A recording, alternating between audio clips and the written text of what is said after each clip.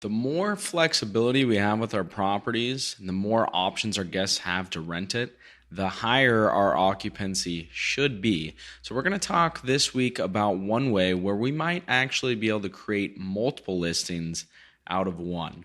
Stay tuned. Let's jump right in. Welcome to Short-Term Rental Riches, where we'll discuss investing in real estate, but with a specific focus on short-term rentals to help you build wealth faster with as little headache as possible. So it's quite possible that you might have the ability to create more than one listing out of the one listing that you have right now. A single family home, for example. What am I talking about here? I'm going to jump to the point. Linked listings. So maybe you have a single family home that has a guest house in the back. Maybe you have a country home out in the forest and you also have a rentable treehouse, or you have a single family home or some sort of multifamily property where you have more than one unit in the same area. Maybe you have an RV parked in a place that has electrical hookups and water hookups. If all these properties or if these units are in the same location, well, then we can actually create a joint listing. So, for example, in the single family home scenario, we have a single family home and we have a guest house in the back. Well, it may be that we have one listing on Airbnb for the guest house and we have another listing for the single family home, but we really should have a third listing that combines both of those.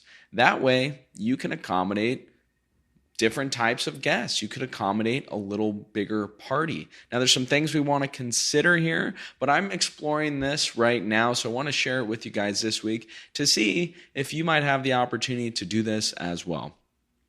So I have a single family home that actually has a guest house that's fully separate in the back, and it also has a granny flat upstairs that's totally separate, has its own kitchen, it has its own entrance. And so I'm experimenting combining the two listings. Now you might be thinking, oh, that sounds complicated. If one gets booked, then we've got to make sure the other calendar doesn't get booked right away. But Airbnb has this feature already, and so do most of the better property management software platforms available.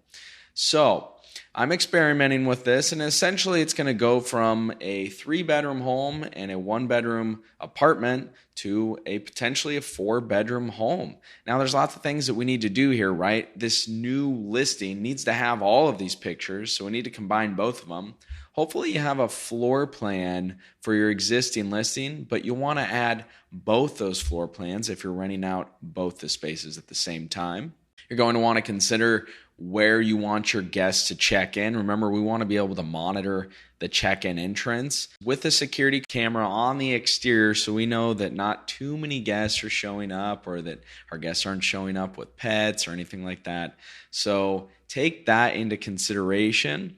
When you set this up on Airbnb, they're going to call it a parent listing and then a child listing. And so if you book one or the other, it's going to block the other one. And you can go ahead and link that on your calendar. So it essentially just creates like 3 listings out of 2.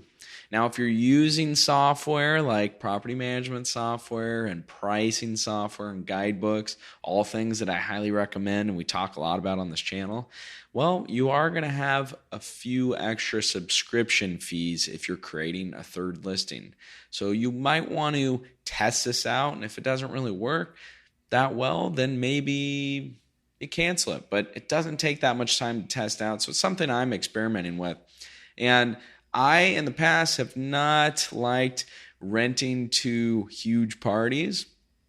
It's just been easier as I've been scaling and on the operations side. But now that we have a lot of good systems in place with our rules and our additional contracts and our security cameras and all these things, I'm a little more comfortable with it. So I'm going to be accommodating more people, but I'm also going to be applying an extra guest charge. So in this example, the 3-bedroom home and the 1-bedroom apartment, there's 4 bedrooms there. I'm going to list it for, let's say, 6 people and up to 8 with 4 beds. 4 couples it could be. But after 6 people, I'm going to go ahead and apply an additional charge per person up to 8 people.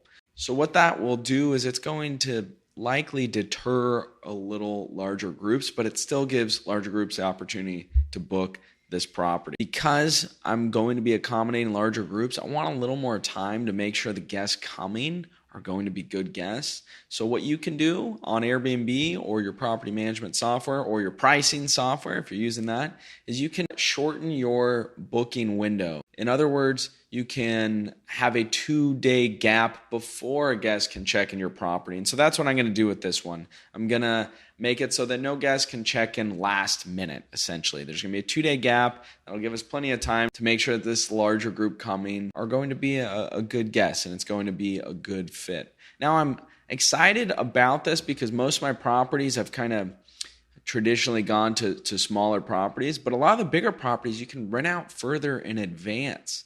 So by being able to accommodate more people in the same space, I'm hoping to fill up some of my calendar a little further out. Now, I'll see how this goes. I've got lots of other properties, multifamily properties. I talk a lot about that on this channel too, and why I like those because of economies of scale and all that. But with a multifamily property, you have this ability as well. Let's say you have a fourplex, and right now you have 4 individual listings in there. Well, you could create a 5th one that allows someone to rent all 4 of those. It can be really good for a wedding coming to town. It can be good for a family reunion or a big family gathering of some sort. It can really accommodate a lot of different situations. You just want to make sure that because you're accommodating more people at the same time, that you've got some of those other measures in place. So I'm going to be experimenting with this. I think if you guys have a property that fits this sort of model where you have the ability to add an additional listing out of maybe 1 listing, the more options that we give our guests or potential guests, the higher our occupancy should be, right? And now, of course, you can charge more for these larger units and stuff like that. So I'm excited to check it out. If you guys have a property that might fit this model, explore, see how it works out for you. And until next time, have a wonderful week.